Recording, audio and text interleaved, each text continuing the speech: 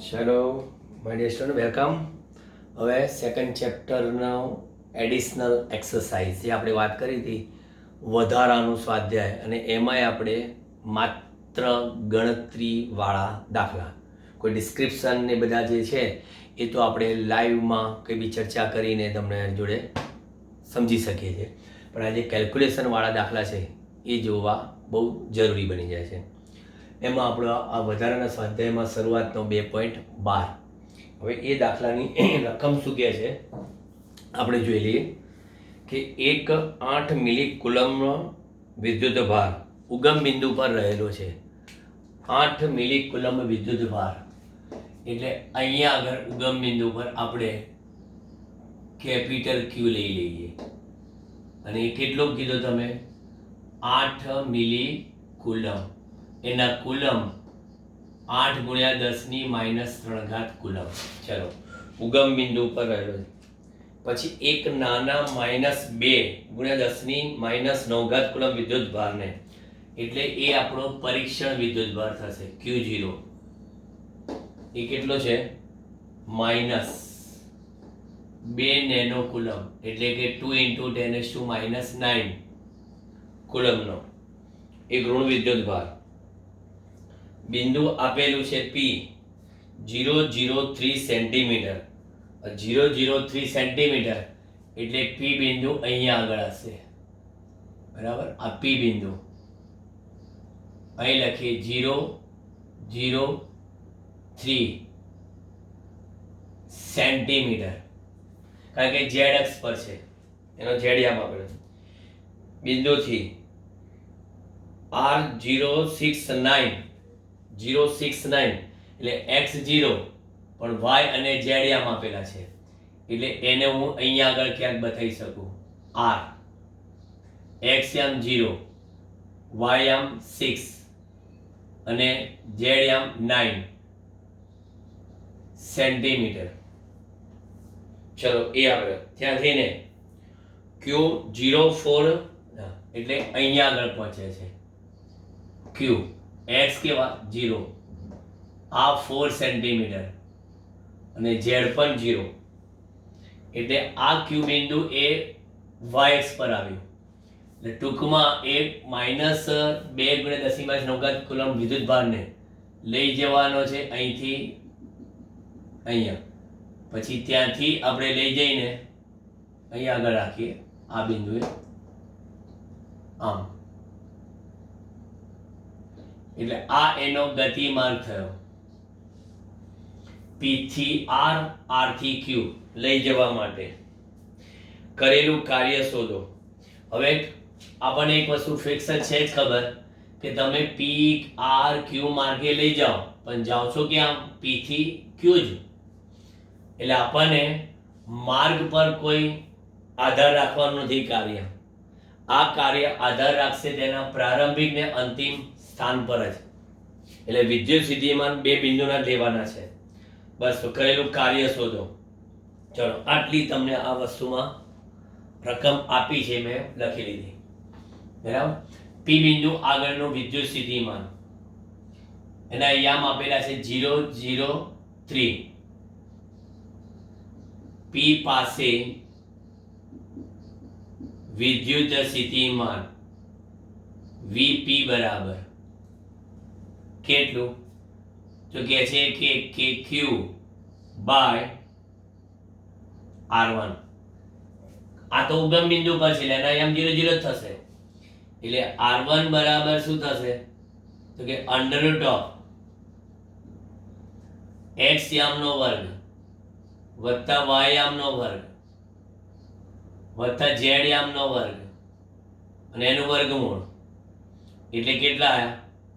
3 centimetre, એટલે કે 3 × 10⁻² metre. અમે જાણી જોઈને હું લખ્યું, કારણ એમાં મારો સ્વાર્થ કે માની લો કે તમારા આવા કોઈ બે યામ આવે, અને માની લો કે મારે R બિંદુ પાસે વિદ્યુત સ્થિતિમાન શોધવું હોય, બરાબર? તો પછી R બિંદુ માટે ધારો કે મારી પાસે બે યામ હોય, તો દરેકમાં એના x યામનો વર્ગ વત્તા y યામનો વર્ગ વત્તા z યામનો વર્ગ કરી સરળ કરી વર્ગમૂળ કરવું પડે. પણ મારે આર બિંદુના સ્થિતિમાનની જરૂર જ નથી, પેલી વાત જ એ. પછી ક્યુ પાસે વિદ્યુત સ્થિતિમાન VQ બરાબર KQ બાય R2. આમાંય કીધું તમને, જ્યાં R2 બરાબર અંડર ઓફ 0 વત્તા 16 વત્તા 0 પછી 16 નું વર્ગમૂળ 4 સેન્ટીમીટર, એટલે કે 4 ગુણ્યા 10 ની -2 મીટર. બરાબર. હવે કિંમત જ મૂકવાની રહી, તો માટે VP બરાબર 9 × 10⁹, Q ની કિંમત 8 × 10⁻³ ડિવાઇડેડ બાય R1 એટલે કેટલા? 3 ગુણ્યા 10 ની -2 એટલે 3 તરી 9, 8 તરી 24 ગુણ્યા -2 ઉપર જાય +2 અને -1, 9 માંથી 1 જાય 8. આટલા વોલ્ટ આ P પાસેનું વિદ્યુત સ્થિતિમાન હશે આપણું, કે આપણામાં. બરાબર. ચાલો, સેપરેટ એ લોકોએ આપ્યું નથી. પછી Q પાસેનું વિદ્યુત સ્થિતિમાન VQ બરાબર K એટલે કે 9 × 10⁹, 8 × 10⁻³ divided by R2 4 × 10⁻². તો VQ બરાબર મને કેટલા મળ્યા? આ 4 દુ 8, 9 દુ 18, 18 ગુણ્યા 10 ની કેટલા? 8 વોલ્ટ. ચલો, એક જવાબ આવ્યો મારો 24 ગુણ્યા 10 ની 8, ને બીજો જવાબ આવ્યો મારો 18 ગુણ્યા 10 ની 8. બરાબર. ચલો, હવે મારે કરવાનું છે શું? બસ આપેલા માર્ગે મારે જવું છે અને કાર્ય શોધવું છે. કોને લઈ જવા માટે? અહીં આગળ Q0 વિદ્યુત ભારને PRQ માર્ગે લઈ જવા માટે કરવું પડતું કાર્ય. બરાબર. Q0 વિદ્યુત ભારને PRQ માર્ગે લઈ જવા માટે કરવું પડતું કાર્ય માત્ર P અને Q ના સ્થાન પર જ આધારિત છે. માટે R ના સ્થાનની જરૂરિયાત રહેતી નથી. તો માટે કાર્ય તમે ભલે એ લખો કે PRQ, બરાબર, પણ એ કાર્ય P થી Q લઈ જશો તો એ જ આવશે. અને કોને લઈ જાઓ છો? Q0 ને. બરાબર. તો વિદ્યુત સ્થિતિમાનનો તફાવત કયો? VQ minus VP. Q0 × VQ minus VP.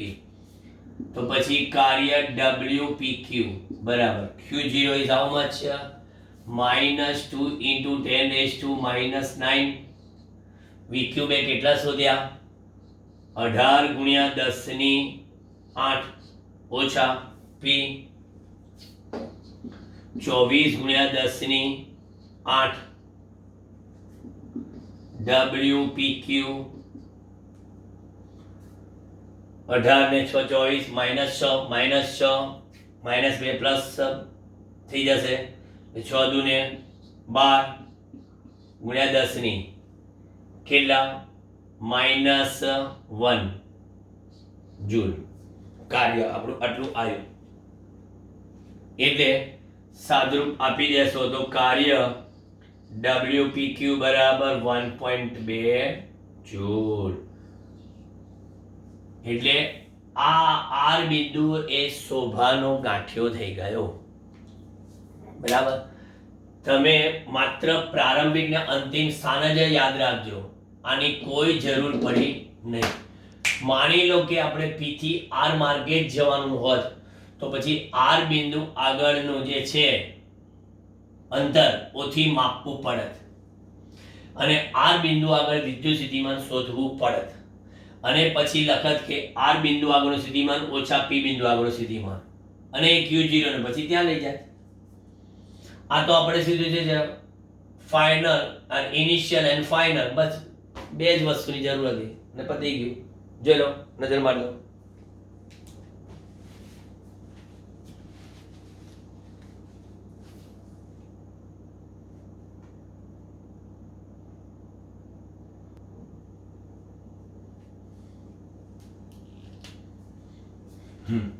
હવે સ્વાધ્યાય 2.13 શું કહે છે? 2.13 બી બાજુવાળા એક ઘનના દરેક બિંદુએ વિદ્યુતભાર Q છે. આ વિદ્યુતભારના તંત્રને લીધે ઘનના કેન્દ્ર પર સ્થિતિમાન અને વિદ્યુત ક્ષેત્ર શોધો. હવે આવો ઓલરેડી દાખલો મેં તમને સેલ્ફમાં આપેલો હતો, જો યાદ હોય તો. આપણી પાસે આ રીતના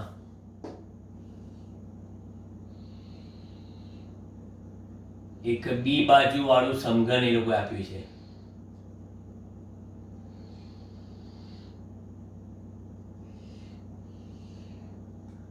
આવું બી બાજુ વાળું સમઘન, સમઘનની બાજુની લંબાઈ બી. આ શિરોબિંદુ પર એમણે વિદ્યુતભાર મૂકી દીધા છે. નસીબ જોગે આ બધા વિદ્યુતભાર QQ છે. બધા વિદ્યુતભાર Q અને આ સમઘનનું સેન્ટર અને આ સમઘનનું જે સેન્ટર છે એ સેન્ટરને આપણે O કહીએ છીએ. O ત્યાં કોઈ વિદ્યુતભાર નથી મૂક્યો. બરાબર. એ સમઘનનું સેન્ટર O. હવે અહીંથી આ બધાનું અંતર સરખું છે. જો આ શિરોબિંદુથી કેન્દ્ર સુધીનું બધાનું અંતર 3D આકૃતિ છે એટલે એવું ના વિચારતા કે આ અંતર વધારે દેખાય છે.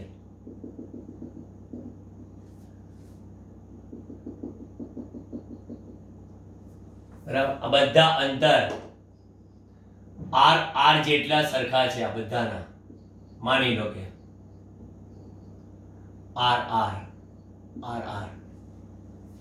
કુલ 8 થવા જોઈએ. 1 2 3 4 5 6 7 8 કે ટોટલ શિરોબિંદુ 8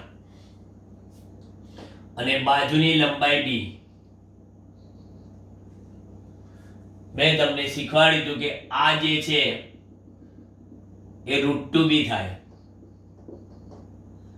√2b અને b એટલે આખી ઘનના વિકર્ણની આખી આ લંબાઈ એ √3b થાય અને √3b થાય એટલે r બરાબર √3b બાય શું થશે? 2 મળશે અહીં. ક્લિયર? આ b √2b અને b એટલે √2b નો સ્ક્વેર, b 2b સ્ક્વેર વત્તા b સ્ક્વેર 3b સ્ક્વેર નું વર્ગમૂળ √3b અને એમાંય પાછું આ સેન્ટર પર છે એટલે a √3b બાય 2. તો અહીંયા આગળ O પાસે વિદ્યુત સ્થિતિમાન VO બરાબર ટોટલ વિદ્યુતભાર 8 KQ બાય કેટલા? R. 8 KQ બાય R એટલે VO બરાબર 8 KQ બાય R ની કિંમત √3b બાય 2 એટલે 16 KQ બાય √3b થાય. હજી આનું પણ સિમ્પ્લિફિકેશન આપણે આપવું હોય તો આપી શકાય. આપી શકાય. આપો VO બરાબર 16Q upon 4 pi epsilon 0 √3b ને શું કર્યું? K બરાબર 1 upon 4 pi epsilon 0 લીધા તો ઉપર લખાઈ ગયા 4Q ચોકું 16 અને અહીંયા લખાઈ ગયા √3 pi epsilon 0 b. આ જવાબ સાચો છે તમારો, આ જવાબ સાચો છે તમારો. પણ ધારો કે કોમ્પિટિટિવ લેવલે ધારો કે તમને એમ પૂછે કે નીચેનામાંથી સાચો વિકલ્પ કયો, તો એવા સંજોગોમાં તમારે આ કામ લાગે. આમાં મૂકેલા અને આમાં એક વસ્તુ કહી દો તમને કે O પાસે વિદ્યુત ક્ષેત્ર EO બરાબર 0 થશે, કારણ કે તમામ વિદ્યુત ભારો સજાતીય, તમામ વિદ્યુત ભારો સજાતીય અને સજાતીય છે એટલે વિદ્યુત ક્ષેત્ર પરિણામી દરેક વિદ્યુત ભારો એકબીજાની અસરો એ O બિંદુ આગળ શું કરશે? નાબૂદ કરશે. એટલે પરિણામી વિદ્યુત ક્ષેત્ર 0 થાય. એટલે આ એક યાદ રાખજો. વિદ્યુત સ્થિતિમાન મળે તો આપણે વિદ્યુત ક્ષેત્ર અહીંયા 0 થાય. પણ એવું પણ જોયું કે કોઈ પણ સુવાહકની અંદર વિદ્યુત ક્ષેત્ર આપણે 0 હોય છે, પણ વિદ્યુત સ્થિતિમાન સુવાહકની અંદરથી સપાટી સુધી કેવું હોય છે? અચળ રહે છે. બરાબર? જોઈ લો. આ તો આપણે રિપીટેશન થયું છે, રિવાઇઝન થયું છે. હવેનો દાખલો થોડો લાંબો છે, જેમાં નેચરલ ટેન્જન્ટ ને બધાનો ઉપયોગ આવશે કેલ્ક્યુલેશનથી ભરચક.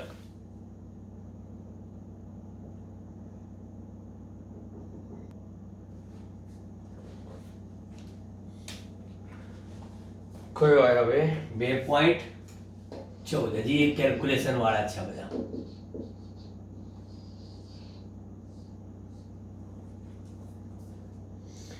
દોઢ માઇક્રોકુલમ અને 2.5 માઇક્રોકુલમના ધરાવતા બે નાના ગોળા એકબીજાથી 30 સેન્ટીમીટર અંતરે રહેલા છે. એટલે આપણે એમ કહી શકીએ, અહીંયા આગળ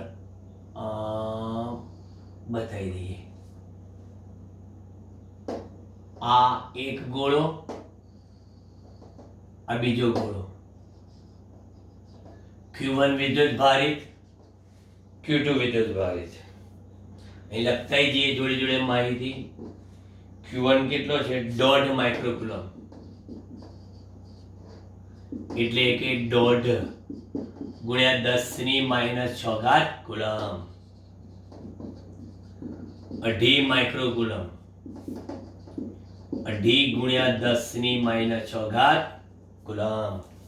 બંને પોઝિટિવ છે, ધ્યાન રાખજો.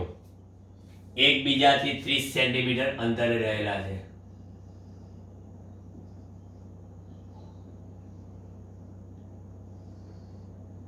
સેન્ટીમીટર અંતર એટલે કે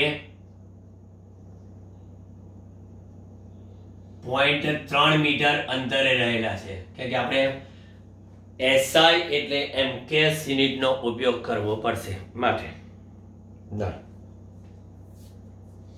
તો નીચેના સ્થાનોએ સ્થિતિમાન અને વિદ્યુત ક્ષેત્ર શોધે. હવે આ લોકોને કે ભાઈ સ્થિતિમાનની ચર્ચા કરો ને વિદ્યુત ક્ષેત્રમાં વિદ્યુત ક્ષેત્ર પૂછો, સ્થિતિમાનમાં સ્થિતિમાન પૂછો. રેરીને ફરી પાછું પહેલા ચેપ્ટરમાં આપણી આગળ મંજૂરી કરાવે છે. બોલો, ચાલો કંઈ વાંધો નહીં, એમની મરજી. બે વિદ્યુતભાર જોડતી રેખાના મધ્ય બિંદુએ, એટલે પહેલું આપું છું, બે વિદ્યુતભાર જોડતી રેખાના મધ્ય બિંદુ.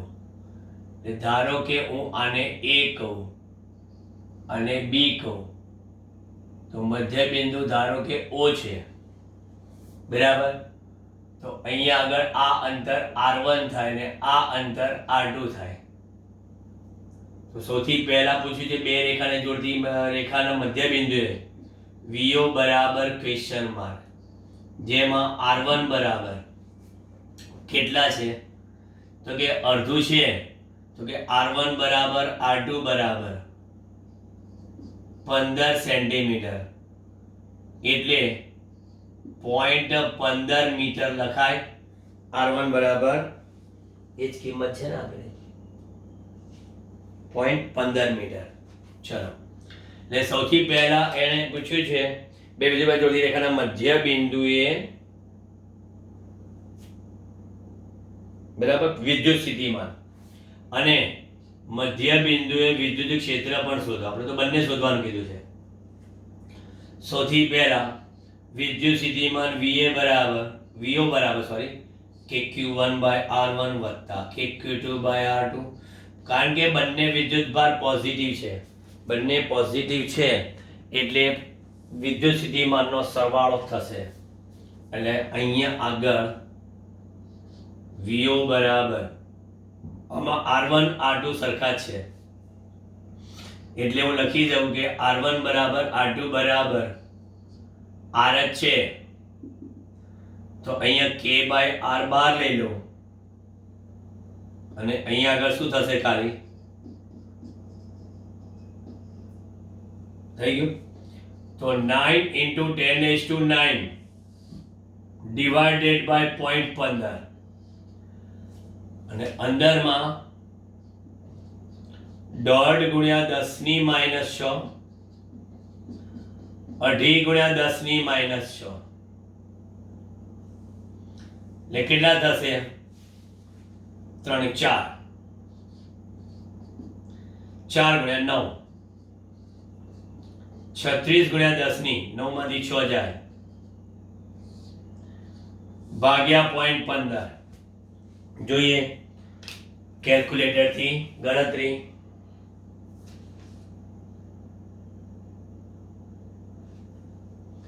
36 ભાગ્યા 0.15 240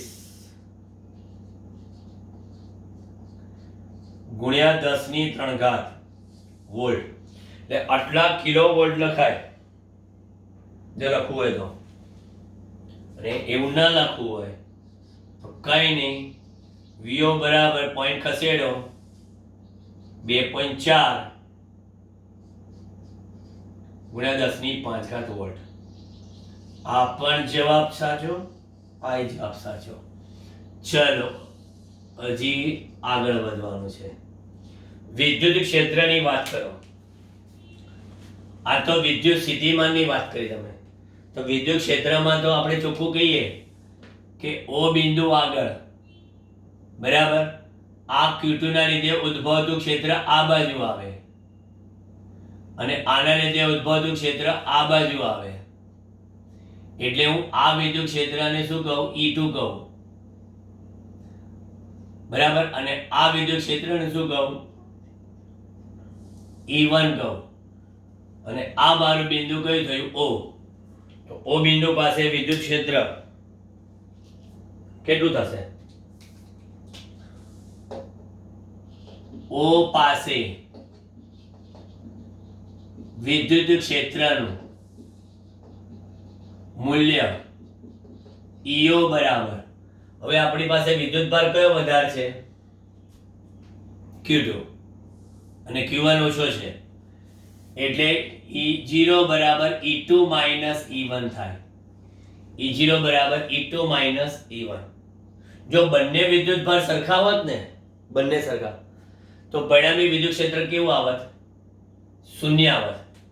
પણ અહીંયા બંને વિદ્યુતભાર સરખા નથી એટલે પરિણામી વિદ્યુત ક્ષેત્ર EO બરાબર E2 એટલે KQ2 ભાગ્યા R2² માઇનસ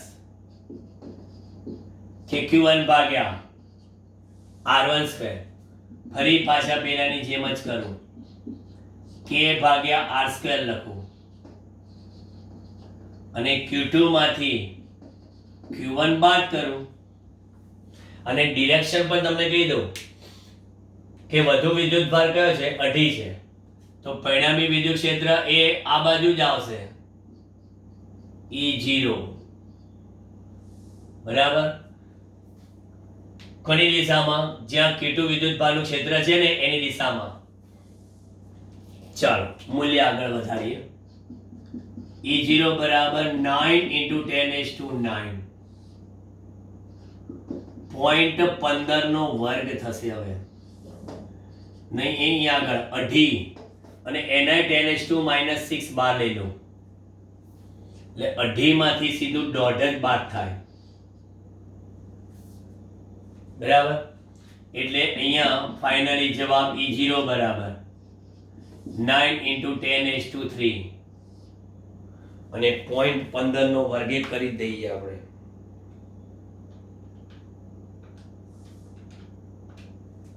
.0225 અને તમારે 2.5 માંથી બરાબર એટલે એની તો બાદબાકી કરવાની જરૂર જ નહીં કારણ કે એક ના એક જ રહે. હવે આગળ ગણતરી કરીએ.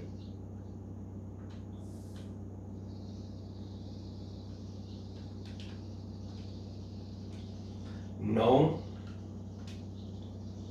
ભાગ્યા 0.0225 400 ગુણ્યા 10 ની 3 4 ગુણ્યા 10 ની 5 ઘાત ન્યૂટન પ્રતિ કુલમ. આ તમારે વિદ્યુત ક્ષેત્રનો જવાબ હશે. બરાબર. અને આ વિદ્યુત ક્ષેત્ર ક્યાં? દિશા એની O થી Q1 તરફની, O થી Q1 તરફની એની દિશા થઈ ગઈ. એટલે મૂલ્ય મળી ગયું, દિશા મળી ગઈ. હવે બીજી વસ્તુ છે કે જે ગણતરી ભરચક કરી નાખશે સોલિડ કેલ્ક્યુલેશન થી તર બતર એવી. ચલો શું માંગ્યું છે જોઈએ. આ રેખાના મધ્યબિંદુમાંથી પસાર થતી, આ રેખાના મધ્યબિંદુમાંથી પસાર થતી એટલે આપણે એટલે જગ્યા રાખી હતી આકૃતિ માટે. મધ્યબિંદુમાંથી આ પસાર થતી અને રેખાને લંબ એવા સમતલમાં, આ રેખાને લંબ એવા સમતલમાં આ બાજુ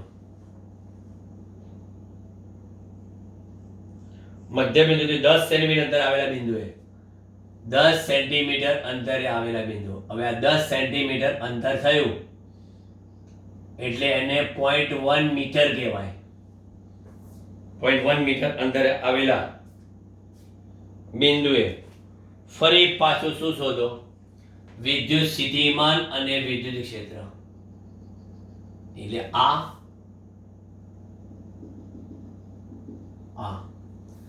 હવે આ O બિંદુ કીધું તો હવે આને આપણે કહીએ કોઈ P બિંદુ, કોઈ P બિંદુ. P બિંદુએ મારે શું શોધવું છે? વિદ્યુત સ્થિતિમાન અને વિદ્યુત ક્ષેત્ર. આ Q2 નું વિદ્યુત ક્ષેત્ર આમ આવે. Q2 વિદ્યુત ભાર કેવો છે? વધુ છે. બરાબર.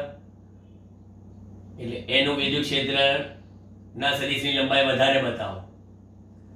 Q1 ઓછો છે એટલે એના વિદ્યુત ક્ષેત્રના સદિશની લંબાઈ ઓછી બતાવો. આ દિમાગમાં યાદ રાખજો કે આપણે કેવા કોઈ માપ લઈને નથી બેઠા, પરંતુ આ રીતે લખાય ઈટુ નહીં બને. હવે અંતર જોવા જજો કે આ અંતર આપણને ખબર છે 0.15 મીટર, આ ખબર છે 0.15 મીટર. આપણે આ PB અંતર માપવું પડશે ને, કેમ કે આપણે સ્થિતિમાન શોધવા માટે આપેલા વિદ્યુતભારથી અંતર માપવું પડશે. એ તો કે અંતર આપ્યું ના હોય આપણને. બરાબર. એ અંતર આપણે પાયથાગોરસ પ્રમેય મુજબ શોધવું પડશે. કયું આ કે ભાઈ 0.1 નો સ્ક્વેર વત્તા 0.15 નો સ્ક્વેર, સેમ એવી રીતે આ પણ 0.1 નો સ્ક્વેર 0.15 નો સ્ક્વેર, એ જે શોધવું પડશે. પરિણામી વિદ્યુત ક્ષેત્ર જોવા જશો તો સબાચ દોરું આમ,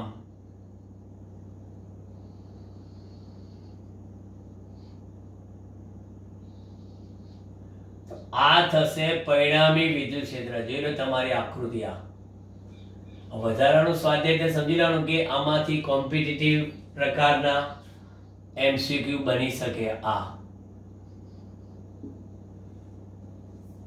બરાબર આપી. હવે આપણે આ ખૂણાને આલ્ફા કહીશું, જે દિશા શોધવા માટે કામ લાગશે. મૂલ્ય માટે તો સ્વાભાવિક છે કે E1 અને E2 બંને વચ્ચેનો ખૂણો હું થીટા કહું તો એ આ ખૂણો પર કેટલો થાય? થીટા થાય.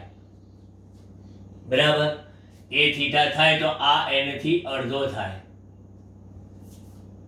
બરાબર. જેને તમે કહો થીટા બાય 2. આ ખૂણો થીટા બાય 2 થાય. હવે તમે થીટા બાય 2 શોધી કાઢો અને પછી એનું ડબલ કરી નાખો એટલે ઓટોમેટિકલી E1 E2 વચ્ચેનો ખૂણો મળી જાય. ચલો એ બધી વાત તો પછીની છે, અત્યારથી એના માટે ગભરામણ કરવાની જરૂર નથી. બરાબર. પહેલા તો આપણે વિદ્યુત સ્થિતિમાન શોધવા માટે P બિંદુએ વિદ્યુત સ્થિતિમાન કેટલું, P બિંદુએ વિદ્યુત ક્ષેત્ર કેટલું, આની જેમ. હવે અહીંયા આગળ AP બરાબર BP બરાબર કેટલા આપેલા છે? અંડર ઓફ 0.1 નો સ્ક્વેર વત્તા 0.15 નો સ્ક્વેર. બરાબર. તો માટે એ ડિસ્ટન્સ ને હું r કહું અત્યારે. એ ડિસ્ટન્સ ને r. તો વર્ગમૂળમાં આપણે 0.01 વત્તા 0.15 નો વર્ગ. બરાબર. વત્તા એટલે મને મળશે r બરાબર અંડર રૂટ ઓફ 0.0325 એટલે કે 0.18 મીટર. આ મને વિદ્યુત સ્થિતિમાન શોધવા માટેનું અંતર મળી ગયું, જે વિદ્યુત ક્ષેત્ર માટે મને કામ લાગશે 0.18 નો સ્ક્વેર. કારણ કે વિદ્યુત ક્ષેત્રમાં ડિસ્ટન્સ બંનેમાં અંતર સરખું જ આવશે. હા, વિદ્યુત ભાર જુદા જુદા છે એટલે E1 E2 જુદા આવશે. હવે સૌથી પહેલા P પાસે વિદ્યુત સ્થિતિમાન VP બરાબર KQ1/R વત્તા, હવે તો KQ1/R ને જ લખું, KQ2/R. પણ જોજો આ R ના લેતા, આપણે અહીંના નવા R બનાવ્યા છે. એવું બધું ચલો કન્ફ્યુઝન ના થાય, R ડેશ રાખો. હા, અચ્છા આ R ઉતાવળમાં લઈ લેશો તો ઓછો પડશે. VP બરાબર K/R ડેશ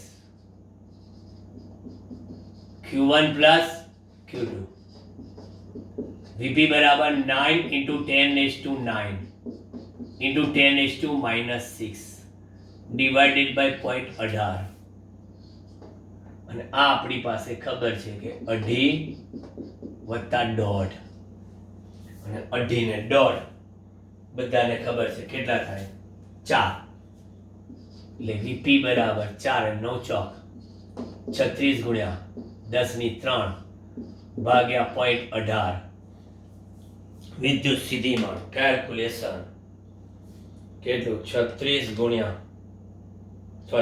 ક્યાંથી 36 ભાગ્યા 0.18 200 ગુણ્યા 10 ની 3 એટલે વીપી બરાબર 2 ગુણ્યા 10 ની 5 વોલ્ટ. આ તમને વિદ્યુત સ્થિતિમાન મળી ગયું 2 ગુણ્યા 10 ની 5 ઘાત વોલ્ટ. બરાબર. અને હવે વિદ્યુત ક્ષેત્રનું મૂલ્ય શોધીએ. બરાબર. વિદ્યુત ક્ષેત્રનું મૂલ્ય.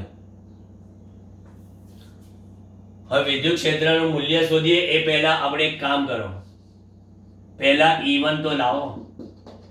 E1 બરાબર KQ1/R². કારણ કે આખી એક દિશામાં નથી કે જેથી સરવાળો કે બાદબાકી થાય. કારણ કે બંને વિદ્યુત ક્ષેત્ર વચ્ચે ખૂણો થીટા જેટલો છે. એ જે થીટા શોધવો પડશે જીતો મારે. એટલે અહીંથી આમ ને અહીંથી આમ.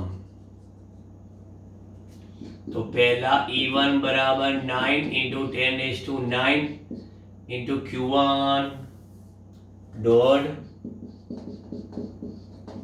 -6.18 નો વર્ગ. ચલો જોઈએ ગણતરી. મારી સાથે ને સાથે જ ગણતરી કરો અને હું ભૂલ કરું તો સુધારો કરો. ભાગ્યા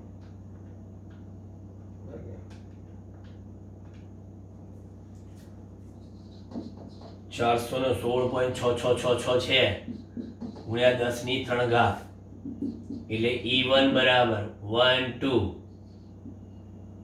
બરાબર 4.17 ગુણ્યા 10 ની 5 ઘાત ન્યૂટન પ્રતિ કુલમ. ચલો આ કિંમત આટલી આવી. ચલો E2 બરાબર KQ2/R². સરખા વિદ્યુત ભાર આપ્યા હોત તો આ કયા જન્મનું વેર વાળે છે આપણી પર. બરાબર 1.5. હવે 2.5 સરખા હોત તો આપણે હમણાં E1 બરાબર E2 લખીને હોંશે હોંશે આગળ વધ્યા હોત. બોલો. એટલે ફરી પાછી ગણતરી આપણી 9 ગુણ્યા 2.5 ભાગ્યા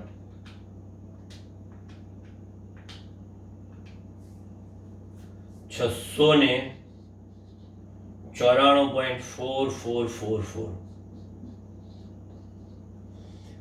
એટલે કે E2 બરાબર 6.94 × 10⁵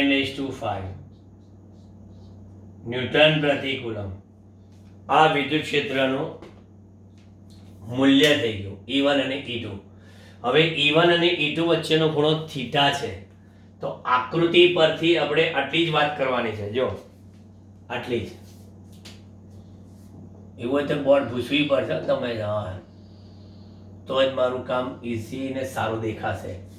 હવે આ ખૂણો મારી પાસે θ/2 છે. બરાબર.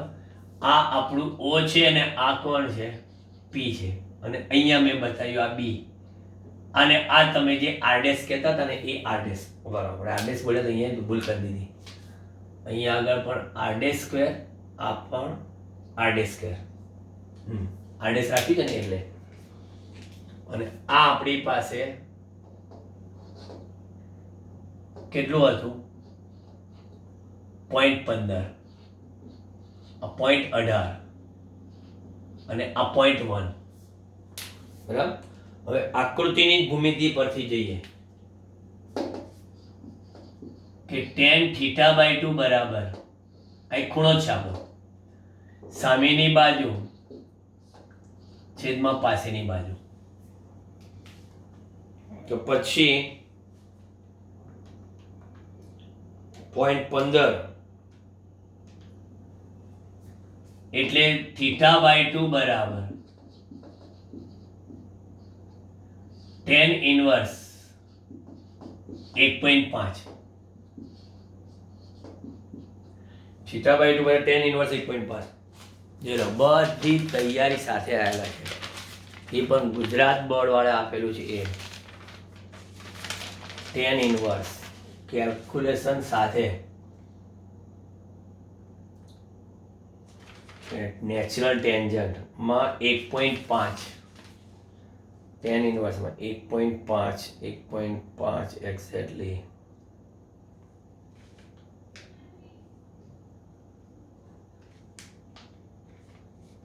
1.4994 અને એમાં 10 ઉમેરી દઈએ તો થઈ જાય, એટલે કે 18 ને 19 પણ 18 મિનિટ ચાલી જાય, એટલે 56 ડિગ્રી અને 18 મિનિટ. 56 ડિગ્રી તમને બતાવી દઉં, અહીંયા આગળ જોજો, તમારું ફોકસ કરો કેમેરો. 56 ડિગ્રી અને અહીં 18, એટલે 1 પોઈન્ટ છે અહીંયા આગળ 49.94 લખાય, એટલે 49.94 એટલે 1.5 જ થઈ ગયું, બરાબર. એટલે 56 ડિગ્રી ને 18 મિનિટ, એટલે આમ પણ કહેવાય 56.3 ડિગ્રી. 56.3 ડિગ્રી એટલે થીટા બરાબર તમે જોવા જાઓ તો 112 ડિગ્રી અને એને 36 મિનિટ. 112 ડિગ્રી અને 36 મિનિટ, અને એની પાછી ડિગ્રી કરવી હોય તો કેટલી? 112 ડિગ્રી 112.6 ડિગ્રી. 112.6 ડિગ્રી. હવે 112.6 ડિગ્રી અને એમાંય પાછા આપણે સૂત્રમાં કિંમત મૂકતી વખતે cos ઓફ થીટા જોઈશે, બરાબર. તો cos થીટા લાવવા માટે હું 90 માઇનસ કે 90 પ્લસ કરવી પડે. તો એ માટે શું કરવું પડે ખબર છે? 90 પ્લસ કે 90 માઇનસમાં 90 પ્લસ કરવા પડે. 90 માં કેટલા ઉમેરીએ તો આટલા થાય? 112 સમથિંગ. તો જો અહીંયા આગળ હું મારી રીતે કેલ્ક્યુલેશન કરું પછી તમને સમજાવું. 112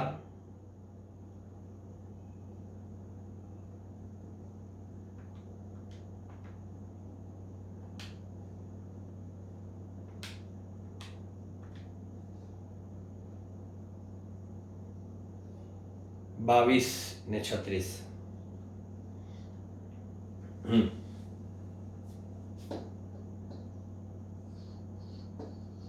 cos અહીંયા આગળ cos 112 ડિગ્રી અને 36 મિનિટ બરાબર કેટલા થાય ખબર છે? માઇનસ સાઇન 22 ડિગ્રી અને 36 મિનિટ. કારણ કે તમને એટલી વસ્તુ ખબર છે, નેચરલ સાઇન જોવાનું આ. કારણ કે cos 90 ડિગ્રી પ્લસ થીટા બરાબર, cos 90 પ્લસ થીટા, તો એના શું થઈ જાય? sin થીટા થઈ જાય. પણ sin થીટા થાય પણ બીજા ચડમાં cos કેવું છે? નેગેટિવ, એટલે માઇનસ, એટલે r વસ્તુ આ રીતે લખાય, બરાબર. અને અહીંયા આગળ આ થીટા જે એડજસ્ટ કરવા માટે મેં શું કર્યા? 112 ડિગ્રીના બે ભાગ પાડ્યા. 112 ડિગ્રીના બે ભાગ પાડ્યા તો કયા? આ 90 ડિગ્રી અને આ કેટલા? 22 ડિગ્રી ને 36, એટલે થઈ ગયા 112. એટલે સાઈન જોવું પડ્યા. હવે સાઈન 22 ને 36 પછી આપણે ચેક કરી લઈએ કે સાઈન 22 36 કેટલા થાય. તો એ પણ નેચરલ સાઈનમાં જોઈએ. કેટલી ધીરજ રાખવી પડે, વિચાર કરો આ દાખલાઓમાં. સાઈન ક્યાં ગયા? આર્યા સાઈન 22 અને 36. Sine 22 degree. આપણે હવે આ નેચરલ સાઈન બતાવું છે. નેચરલ સાઈનના 22 ડિગ્રી, આ 22 ડિગ્રી આર્યા 0.3746 અને એમાં 36 જોઈએ છે મારે, એટલે 36, એટલે સીધા 36 ની નીચે ઉતરી પડીએ. 38 43 મારે લખવા પડે. આના બરાબર કેટલા? માઇનસ 0.38 કેટલા હતા? 22 36 ભલે આપણે જોઈએ 38 43. બસ આ વેલ્યુ યાદ રાખજો. બસ હવે તમને આ બધી મજૂરી કેમ તો કે છે વિદ્યુત ક્ષેત્રનું મૂલ્ય ઈપી બરાબર √ બે સદિશો વચ્ચેનો ખૂણો મેં થીટા કીધો છે બરાબર. તો આ આપણે પાસે આ cos થીટા છે આપણા, એટલે મેં લખ્યું E1 નો સ્ક્વેર વત્તા મેં લખ્યું E2 નો સ્ક્વેર વત્તા મેં લખ્યું 2E1 E2 અને cos ઓફ બે વચ્ચેનો ખૂણો બરાબર. એટલે તમારે મૂલ્ય ઈપી બરાબર શું થાય તો કે √ કેટલા E1 સ્ક્વેર શોધેલા છે 4.17 બરાબર અને એનો સ્ક્વેર બરાબર વત્તા E2 સ્ક્વેર 6.94 નો સ્ક્વેર અને એ બંને સ્ક્વેરની બહાર લખું છું 10 ઘાત કે 5 નો સ્ક્વેર બાકી હતો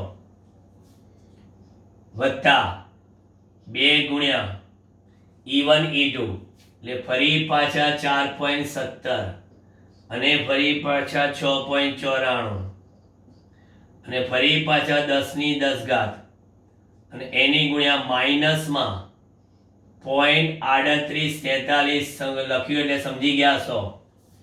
cos થીટા એટલે કયા 112.6 આટલા આ 112 એના મેં શોધવા માટે સાઈનમાં કન્વર્ટ કર્યા એટલે આ કિંમત આવી ગઈ.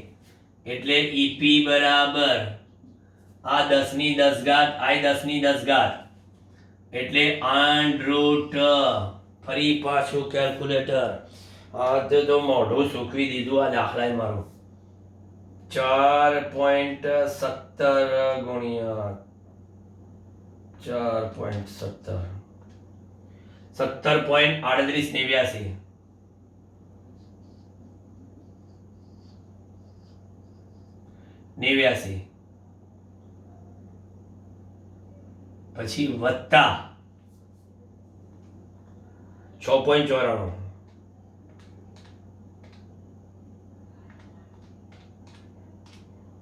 48.1636 અને એની બાર 10 ઘાત વત્તા તમને ટાઈમ આપીશ બોર્ડ જોવાનો ચિંતા ના કરતા 2 ગુણ્યા 4.17 ગુણ્યા 6.94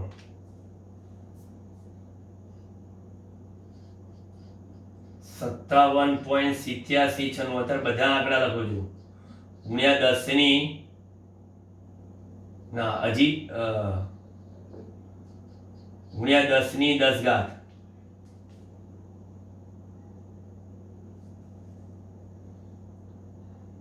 અને એ બાદ કરી નાખો બારો કારણ આ -12 આવે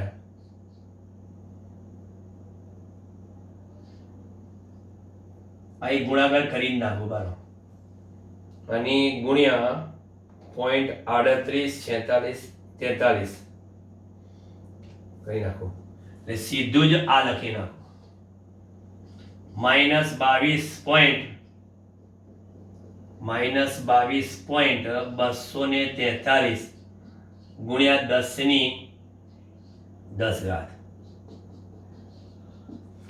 10 ઘાત તો જતા હવે સરવાળા બાદબાકી કરવાના રહ્યા જોઈ લો 17.3889 વત્તા 48.1636 ઓછા 22.243 એટલે વર્ગમૂળમાં 43 30 95 ગુણ્યા 10 ઘાત આનું વર્ગમૂળ એટલે ઈપી બરાબર 6.58 ગુણ્યા 10 ઘાત ભારે જહેમત બાદ જોઈએ વિદ્યુત ક્ષેત્રનું મૂલ્ય.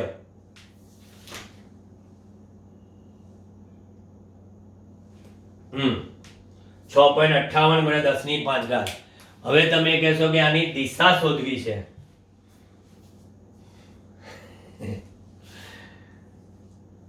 દિશા શોધવી હોય તો એનું જેમ આ મૂલ્યનું સૂત્ર છે ને એમ એની ડિરેક્શનનું પણ સૂત્ર છે. બરાબર? પેલા તમે જોઈ લો પછી ડિરેક્શન કરી નાખે કે કરવું તો પૂરું કરવું. બરાબર? કમ્પ્લીટ કરી દે. હજી ડિરેક્શન માટે પણ આપણી પાસે ફોર્મ્યુલા છે, કારણ કે આ tan આલ્ફા બરાબર આ જે છે એ tan આલ્ફા બરાબર એની આ સામેની બાજુ છેદમાં પાછળની બાજુ એની પરથી આપણે શોધી શકાય. એટલે આપણી પાસે આ ગયા આ E2 છે અને E1 છે, બંને છે. પછી એનું ઇન્વર્સ શોધીને આપણે કરી શકીએ. પેલા જોઈ લો પછી શું કરું.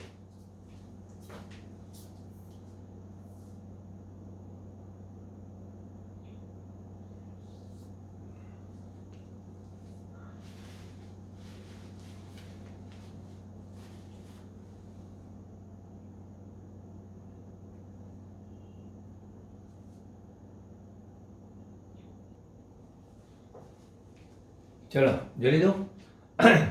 આટલું વચ્ચેનું પોર્શન મેં ભૂસી કાઢ્યો છે. E1 ને E2 બે હાઇલાઇટ કરી દીધા. બરાબર? હવે બે સદિશોમાં E1 સાથે આલ્ફા ખૂણો બનાવે તો આપણી પાસે 11માં એક સૂત્ર આવું હતું, ખબર છે? tan આલ્ફા બરાબર એક ફોર્મ્યુલાથી યાદ હોય તો તમને કઈ b sin θ એટલે b એટલે E2 sin θ upon E1 plus E2 cos θ. હવે અહીંયા પણ આપણો ખૂણો θ એટલે પેલો છે 112 ડિગ્રી વાળો, બે સદિશો વચ્ચેનો ખૂણો. એટલે અહીંયા આગળ sin 112 લેવાના, પણ sin 112 નહીં લઈએ. બરાબર?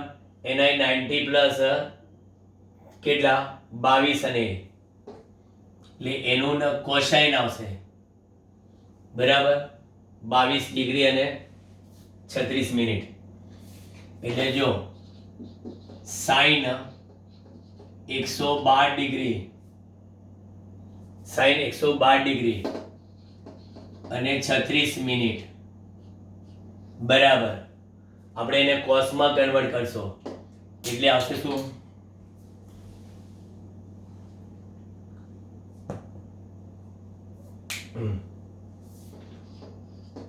કોસ 22 ડિગ્રી અને કેટલા 36 મિનિટ. ફરી પાછા કે તો સાહેબ આ 22 ડિગ્રી ને 36 મિનિટ થોડા આપણે જોવાશે. બરાબર? તો આપણે એક કોસને પાછા શેમાં ફેરવવાના? સાઇનમાં ફેરવવા પડે. તો સાઇનમાં ફેરવવા માટે પાછા કેટલા? એક મિનિટ 89.60 માઇનસ 22.67 અને 24. એટલે આને પાછું લખવું હોય તો શું લખાશે? Sine 67 degree 36 minute. અમુક લોકોને ફટ ખ્યાલ આવી ગયો છે મેં શું કર્યું, કારણ કે મારી પાસે નેચરલ સાઇન નથી. બોર્ડવાળા પણ તમને કહી દઉં, જોઈ લો. બોર્ડવાળા આપણને આ લોગેરિધમ આપે છે, જો એન્ટી લોગેરિધમ આપે છે, નેચરલ સાઇન આપે છે, નેચરલ ટેન્જન્ટ આપે છે, બસ. પછી આ લોગેરિધમિક સાઇન, લોગેરિધમિક ટેન્જન્ટ, બસ. આ આપણું બોર્ડ તરફથી આપવામાં આવતું લોગ ટેબલ. એટલે કોસનું ટેબલ તો નથી, એટલે કોસ 22 મારે નથી મારી પાસે. તો આપણને એ પણ ખબર છે અહીંયા આગળ કે cos suppose 90 degree minus theta લઉં તો બરાબર સાઇન થીટા જ થવાના છે. એ કોન્સેપ્ટનો ઉપયોગ કર્યો મેં. અહીંયા 90 માંથી 67 ડિગ્રી ને 36 મિનિટ બાદ કર્યા બરાબર. તો સીધા 60 67 ડિગ્રી 36 મિનિટ લખી નાખ્યા. કે 90 માંથી 67 બાદ કરું તો 22 ને 36 થઈ જશે. આ જે છે આ એ બરાબર આ રે આખા. હા બરાબર. એટલે મને આ જે છે એ આ રહ્યા સીધા મળી જાય. બાકીનું પેલું તો મારી પાસે રેડી છે જ માઇનસ મૂકવાનું. હવે જો કિંમત મૂકો છો એક દાખલાની સાઈઝ જો તમે, એટલે tan આલ્ફા બરાબર E2 એટલે 6.94 into 10⁵ 6.94 into 10⁵ multiply by sin theta.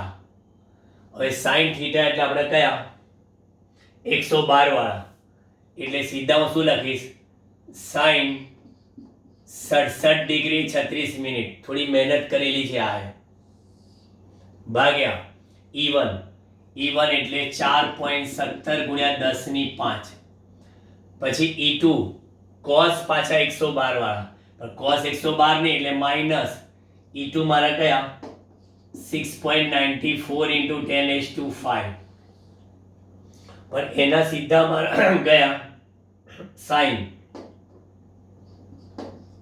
ગુણ્યા sin 22 ડિગ્રી 36 મિનિટ, એટલે tan આલ્ફા બરાબર 6.94 into 10⁵. હવે sin 67 અને 36 બતાવું દઉં તમને. sin 67 અને 36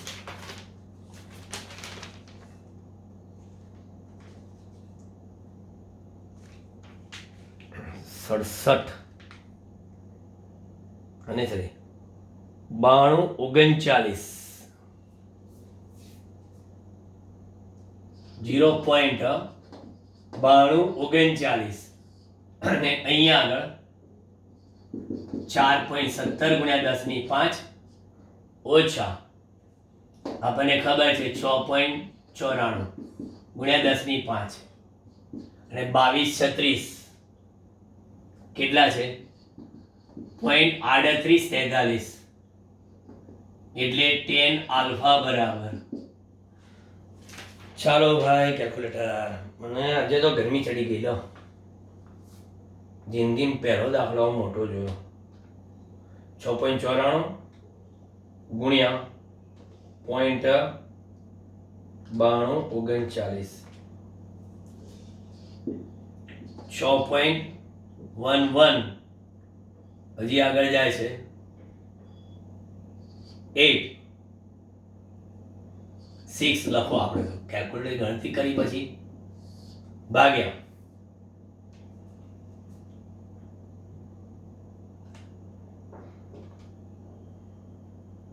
4.17 તો છે જ,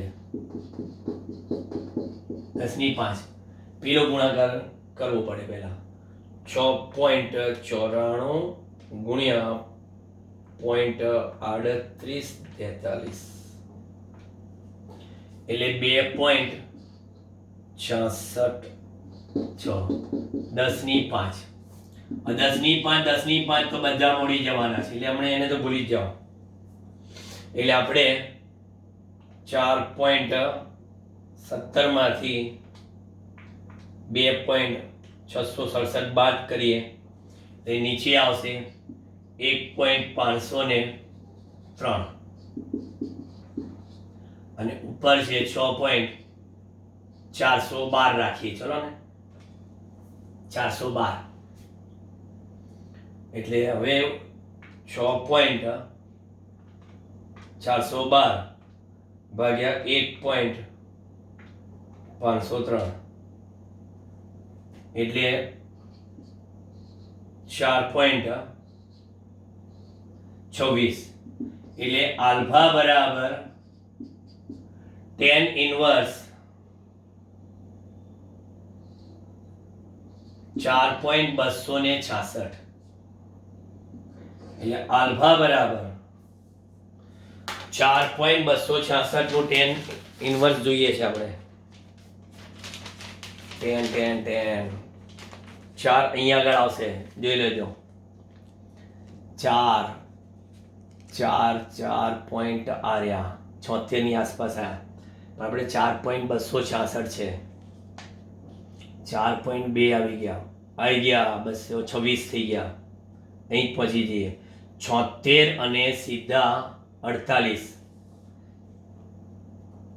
76 ડિગ્રી 48 મિનિટ, 76 ડિગ્રી 48 મિનિટ એટલે 48 માં પાછળ કહેવાય શું 8, 76.8 ડિગ્રી કયા E1 સદિશ સાથે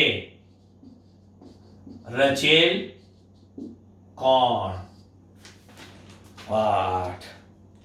બસ આટલા દાખલા, હજી વધારે નથી જોવા, પણ આવો લાંબો દાખલો હવે નહીં આવે, કારણ કે એણે આપણે કમ્પ્લીટ 11મા ધોરણનું રિવિઝન કરાવી દીધું. આપણે જોઈ લો, બીજું એક વધારાનું થીગડું આ લગાવી દીધું, જોઈ લો.